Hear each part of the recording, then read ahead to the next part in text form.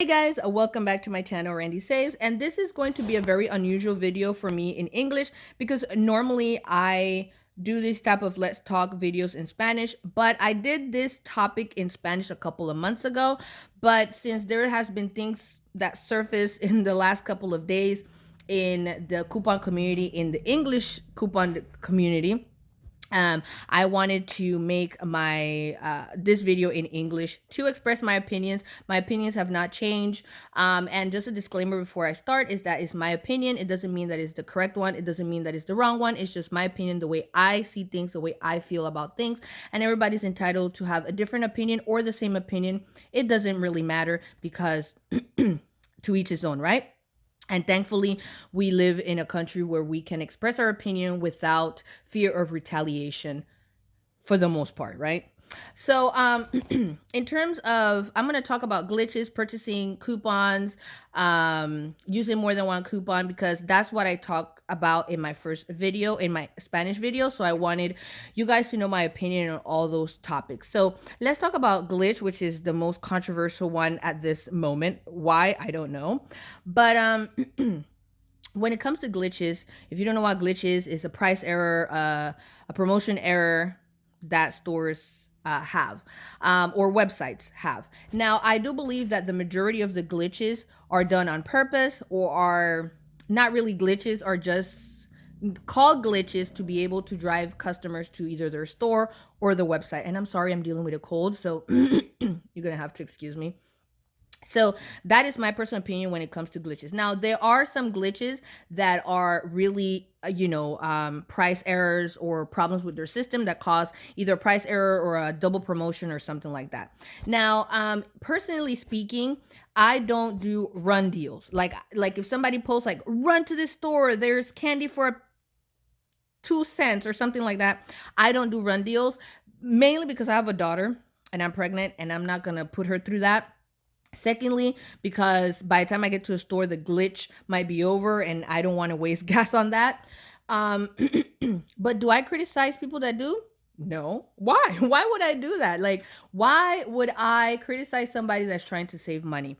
Now, some people might say, well, they're robbing the store. I don't see it that way because any error that the store makes is their problem. If I make an error, let's say if I miscalculate my total, right? If I do my math and I miscalculate the total and I go to the register and I have to pay, let's say, $1 more because I miscalculated or my error, I'm not going to tell the cashier, hey, I miscalculated, so you're stealing from me, right? I don't know if that makes sense, but that's the same way I see it as store glitches or price errors. It's like if I go to a store and there's, something ringing up for $1 that's supposed to ring up for $3, that is not my fault. How is that my fault? That's the store fault. I don't know if it's the employee's fault or the corporation's fault, but it's not the consumer's fault, right? Now, why would you, make another person feel bad for telling others about a price error, right? Why would that be something bad? You're informing people of a deal or a glitch in this case. That's how I feel. Now, if you don't feel that way, that's okay. And I've never seen anybody on social media tell another person that if they don't do that glitch, they're a horrible person and that they should not exist, right? So nobody is obligating you to go do a glitch. I've seen, like, every day I see glitch deals. Do I do them all? No. It's up to me to do them. It's up to the person to do them. That's how I feel in terms of glitches. I don't think that's stealing from the store. I don't. Because the way I think about the stores, especially big corporations, right? Big corporations, they have the way they're set up for, I'm not going to go into the details because that's boring. But anyway, to me, that is not stealing, okay? That's not stealing.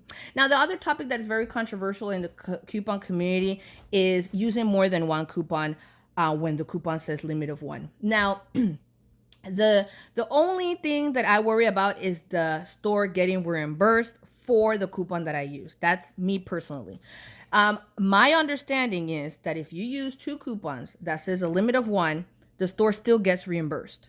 That's my understanding. If I'm wrong, let me know with proof. Don't just tell me because you think so, with proof. But my understanding is that if you use 2 coupons of the same, when it says 1, the store still get reimbursed for 2. The reason why I say in my videos and the reason why I don't do it is because all of the stores around me, if I try to use a coupon that says limit of 1, my cashiers, they go by what the coupon says. So if the coupon says limit of 1, they're just going to accept 1. That's it. And the reason why I say it in my channel as well and make sure to notate, hey, it's a limit of 1, is because for beginner coupons, mostly beginner couponers, because I don't want somebody to use 2 coupons when it says 1.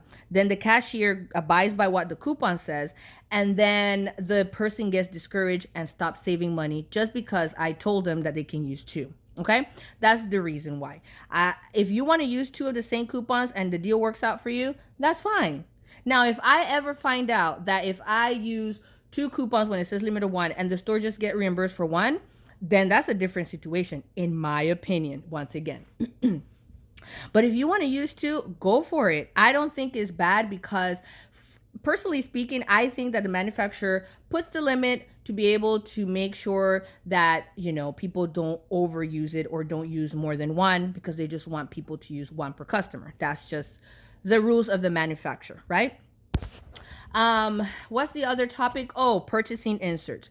I've purchased inserts and I don't recommend it personally because the times that I've ordered online, I always get them late. And by the time I get them, either the coupon is about to expire in 2 days or is already expired. That's my experience. Now, if your experience is different, that's on you, but that's my experience. Now, I purchased my newspaper from a local provider. She doesn't steal the newspapers because that's another thing. Oh, you're buying from somebody that steals newspapers. If you know for a fact that a person steals a newspaper and you're buying it, that's on you. That's on the person that's doing it. Now, the provider that I get it from, she doesn't steal it. She gets it directly from the newspaper, and it's all legit. Okay. So it's your responsibility to do that. To me, it's the same as if you go on Facebook Marketplace and you decide to buy, let's say, a PlayStation. You don't know if that person stole it. You don't know if it was a gift. You don't know if they bought it. You don't know you don't know, right? You don't know. Now, the person can tell you, hey, I bought it here, and provide a receipt, but do you really know if that receipt is legit? You don't know, right? So that's how I feel about purchasing inserts. I will not personally do it from online because I've had bad experiences. If you've had good experiences, go for it. You know how many times I've seen people just throw away their inserts, and it's just so hurtful. So hurtful. I've seen, before I started couponing, every week, I saw every week people just grab the newspaper and just throw it directly in the recycling bin. They won't even read the newspaper. I don't know why they subscribe to it if they're not going to read it. And I was just like, wow. Okay. So, if you want to do that, if you want to purchase inserts from online, that's on you. According to my analytics, everybody that watches my channel is over 18. So once you're over 18, you're responsible for everything that you do, and that's on you. And then the last thing that is controversial is selling your stockpile. And I personally still sell my stockpile. I don't have a problem with it. The way I see it is I already paid for it, either with extra bucks, either with cash, either with coupons. I paid for it. Okay. I paid for it using either coupons, extra bucks, or, my cash. So it's mine.